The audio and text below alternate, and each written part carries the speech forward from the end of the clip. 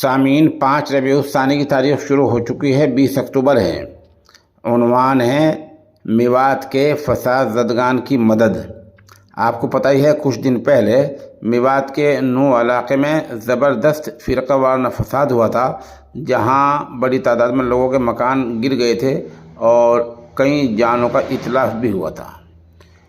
اس فساد میں کافی لوگوں کے مکانات گرے ہیں اور کاروبار متاثر ہوئے ہیں اور بہت سی دکانوں کو آگ لگائی گئی ہے۔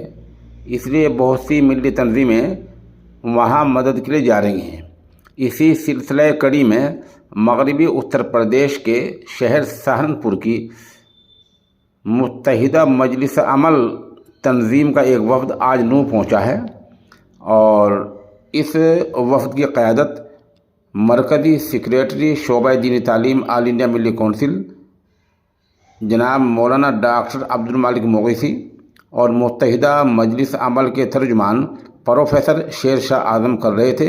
یہ 16 رکنی وفد تھا۔ وفد شروع میں مدرسہ عین الاسلام نوح پہنچا، جہاں ادارے کے محتمم مولانا ایوب اور ان کے فرزندان نے وفد کا استقبال کیا۔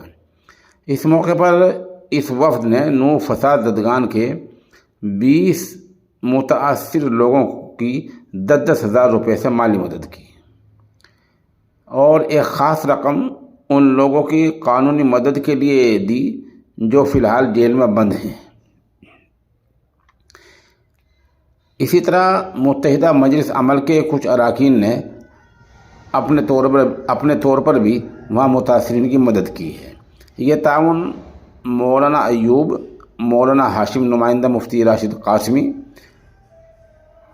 اور مولانا احمد قاسمی، مولانا امجد قاسمی، مولانا حسن وغیرہ کی موجودگی میں کیا گیا ہے۔ یہ ایک بڑا تعاون ہے۔ اس دورے میں حاجی عرفان، حافظ سعید کتب خانہ اختری، مولانا عزیز اللہ ندوی، مولانا شاہد مظاہری، ناظم فلاح دارین، حاجی عبدالکریم لوہے والے، مولانا شمشیر الحسنی، قاری شوقین الحسنی، مفتی عمیر مظاہری، عمران اللہ خان، مولانا اکبر بھائی محترم، حافظ ابراہیم رحمتی، حافظ عبدالباطن مغیثی، محمد ساجد وغیرہ شامل رہے ہیں۔ وفد نے وہاں